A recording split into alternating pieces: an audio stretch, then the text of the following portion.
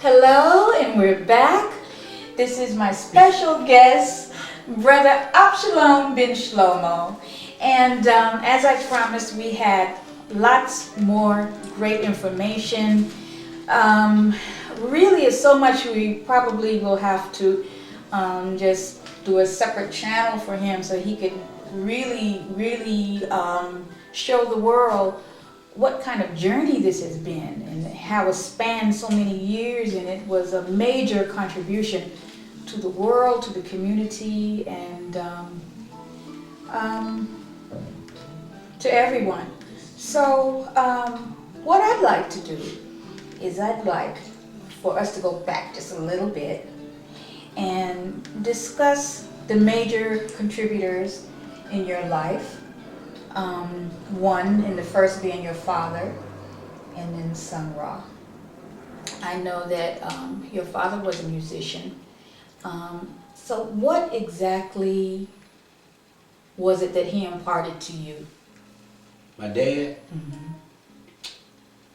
Truth. Remember as a little boy I did something.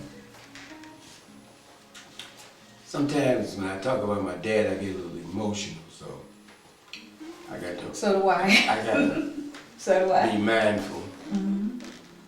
I did something, and he said,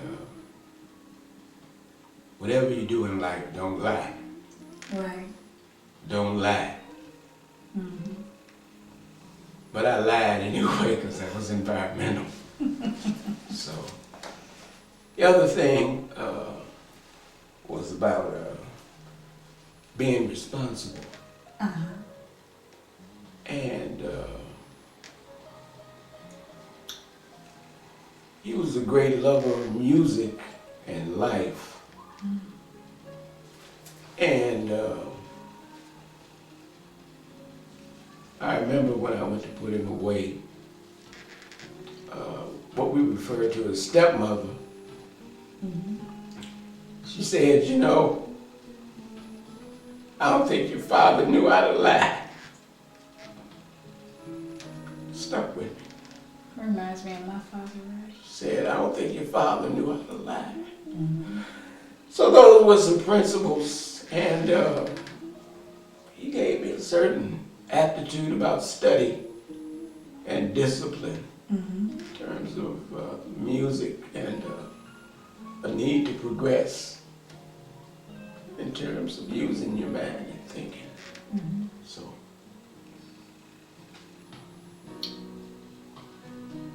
I got a great father. A lot of us never had that, so that truly is a great blessing. And so in a way, we honor him today for being there for you, imparting those things to you, because in effect, they ended up being a contribution to the world at large. So I'd like to think that I represent him being here at Jerusalem, even though I arrived in Chicago. But I'm here, as I see it, to reclaim my divine inheritance on his behalf and my grandfather, my other fathers that I didn't know. I'm here. Other than that, I could be in Chicago or New York or not even be here. Some obviously intentioned to be here to reclaim our divine inheritance on his behalf and to give thanks, gratitude, and appreciation for what they had and what they are doing in the realm and dimension where they are. So I'm grateful and appreciative, Dad.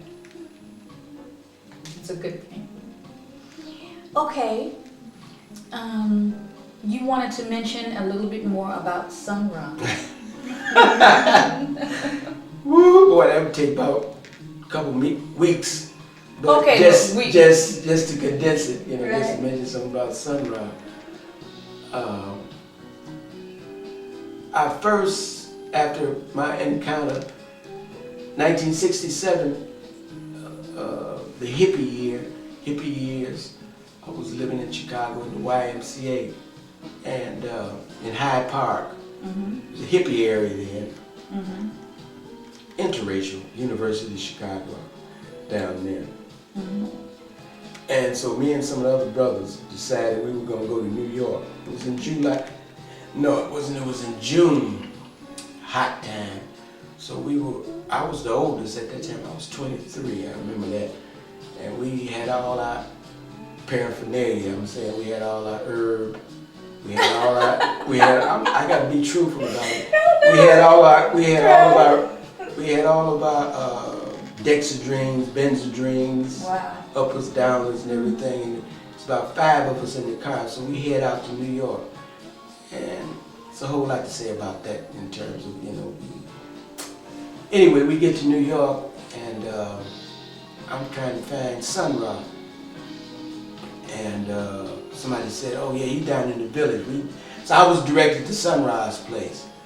And he was down on 3rd Avenue or somewhere, I think, I forgot now, in the village. And I get to this strange apartment. I finally find my way up, and there's all kind of paraphernalia. Picture, it was just... Odd? Odd ain't even a word. It's not a word in the vocabulary. It was an experience to see where he was. It was like a room with this keyboard was set up. He was counseling somebody and he was talking, so told me to have a seat. So anyway, he remembered me from Chicago and he said, I'm glad to see you, son. So he said, did you come to stay to join the band? I said, well, we'll see. But at the time, as a matter of fact, I didn't even take my horn. Did I have a horn then? Yeah, I had a horn. I didn't take my horn in New York. Why? I didn't take my horn. No, I didn't take no horn. Anyway, so we talked, whatever the conversation was about, and he starts rehearsing. Some other people come in, because Sunrise always arranging and doing all kinds of stuff. So I had to find a place to stay, so I ended up sleeping on the roof. We beatniks, we like hippies and all that. I'll have to condense this because New York was too fast. It was too much. Fast life. Fast lane. Too much. Whatever you wanted, it was there. I remember going over to a club called Slugs, the Village, in East Village. All the cats was out. I met Miriam Brown, well-known horn player. He wasn't known at that time. I met Archie Shep. I met Albert Isla. It was somebody else. These cats had all come out to the club that night. They were older than me, a little older. And I told them I was from Chicago and I was a guest of Sunrise. They were saying, yeah, brother, you need to stay and hang out. New York is kind of out, it's kind of fast, but you need to hang on and make your way. And so after about another week in New York, sleeping up on the roof and moving around and seeing all everything, I didn't have no money, no income, or no nothing. I said, I can't take this. I gotta get out of here. So I was afraid, but I had to call my dad and ask him to send me a ticket. He sent me money to get a Greyhound bus ticket back to Chicago, so I came. Okay, but during that time that you were there and that you were understudying Sun Ra, you mentioned to me a lot of different principles that he had. Yeah. How he almost seemed to be an alien. Yeah. Oh, he said he was an alien. So share some of those things. He said, I'm not from here. I'm from outer space. He said, as a matter of fact, I'm from Saturn. That's the planet of discipline. And he said, I came to save black people. He said, black people need discipline. Black people are not disciplined. He said, as a matter of fact, black people were never supposed to identify as being human and mankind. He said, human beings are what they are. They are human attempting to be. And they are a replica of what, that's why they say they are mankind. He said they are earthlings. He said they are mortal and they're finites. He said we were never to identify with that. He said, but with the fall, we fell into the category and the syndrome and unconsciousness of identifying with being human beings. Okay. These were some of the concepts. And those are some rather unusual concepts. He said, I didn't come to do the possible. He said, because the possible has been done. He said, I came to do the impossible. So all of these were kind of, he would talk like this during rehearsal. And he would do these kind of things. I remember one day after I joined the band in '68, after I left Chicago in 1968, I'd been with the orchestra for about 3 months. I was practicing diligently. I was living in at that time in Philly, in Germantown, at the Sun House. Gilmore was living there. Danny Thompson was living there. And that was about it. I was the third person. I don't remember who else. Cats would come by out of Philly and out of New York to rehearse periodically. Anyway, he would rehearse every day. He said his interest was not in performing, but in rehearsing.